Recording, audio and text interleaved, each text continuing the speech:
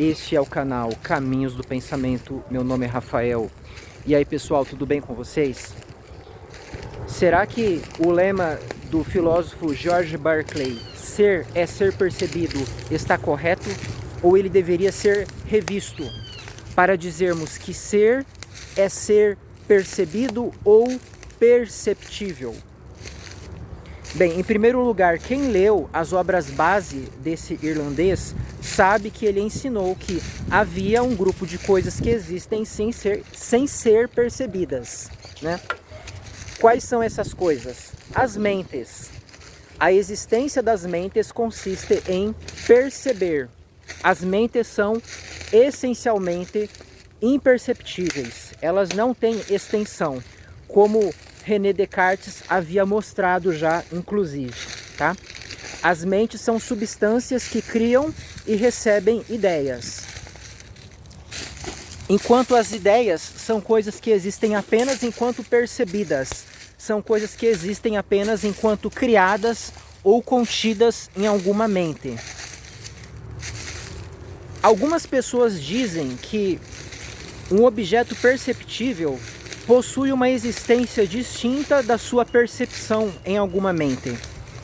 Um objeto consistiria em algo capaz de ser percebido e que existe à parte de qualquer sujeito, enquanto ele não está sendo percebido ou conhecido por ninguém, né?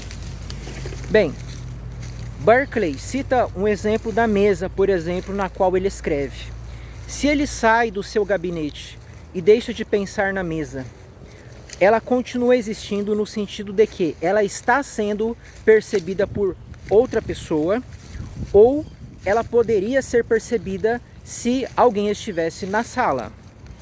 Aí algumas pessoas veem uma incoerência de Berkeley. Olha aí, ele mesmo diz que se alguém estivesse ali, a pessoa estaria percebendo a mesa, logo a mesa existia mesmo sem ser percebida. Não, essa conclusão está errada. Berkeley não se contrariou. Por quê? A mesa é um conjunto de ideias. A mesa é uma forma geométrica, ela é uma cor, um cheiro, um som. É isso que nós queremos dizer quando falamos existe uma mesa em tal lugar. Nós estamos querendo dizer que se nós nos dirigíssemos a determinado local, nós teríamos uma percepção desta ou daquela maneira. A mesa é a própria percepção. A mesa é esse conjunto de elementos empíricos que afetam os nossos sentidos.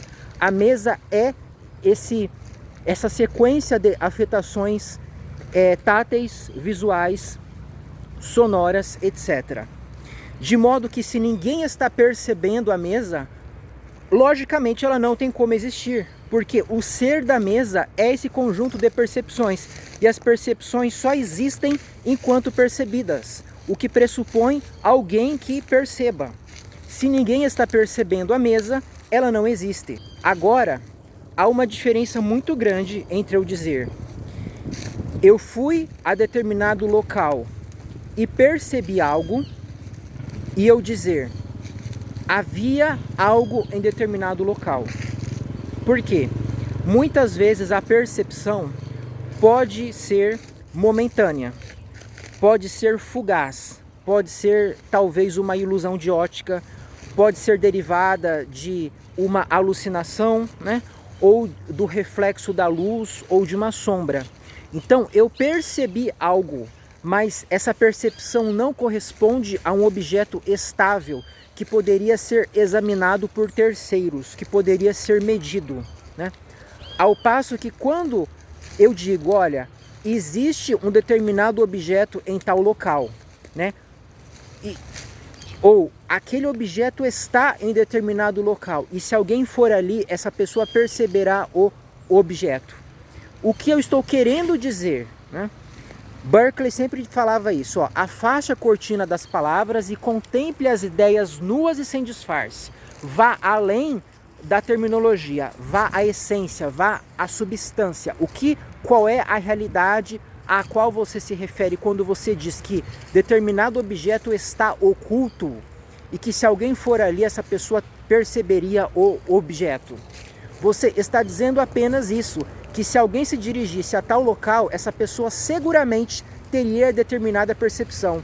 E outras pessoas na mesma situação também teriam percepções regulares. De modo que isso se diferencia de uma percepção passageira, ilusória, como aquelas que eu descrevi. Quando nós falamos que um objeto é físico, que ele está em um local, que ele ocupa um espaço, que ele pode ser verificado por qualquer pessoa, nós estamos falando apenas que existe alguma coisa afetando as mentes que se colocam em determinada condição para que elas tenham percepções similares, as quais elas dão um nome de objeto. Objeto X, objeto Y. Portanto, Berkeley estava correto na sua ontologia imaterialista.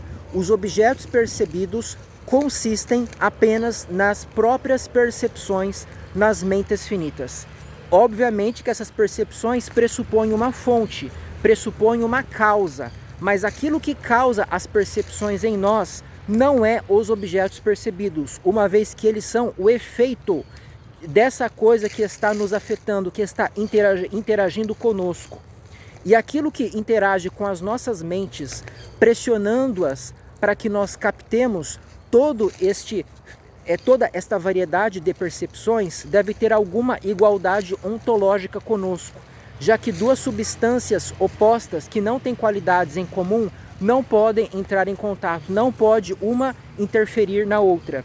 Para que haja uma substância externa causando as percepções em nós, imprimindo essas percepções em nós, ela mesma tem que ter o potencial para gerar essas percepções e tem que estar em uma certa igualdade de natureza conosco.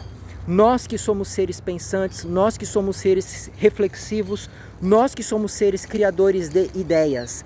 Essa coisa externa que nos afeta, essa coisa que contém o potencial das percepções que nós percebemos, ela mesma necessariamente deve ser também um ser capaz de refletir, capaz de criar ideias, capaz de sequenciar as percepções de modo estável, de modo inteligente, compondo isto que nós chamamos de universo. Um universo que é criado segundo após segundo, ou em outras palavras, que é mantido continuamente pela ação de uma mente maior, uma mente que ela mesma não recebe impressões, mas ela é que gera todas as ideias, ela é que contém os padrões de todos os objetos percebidos no plano empírico.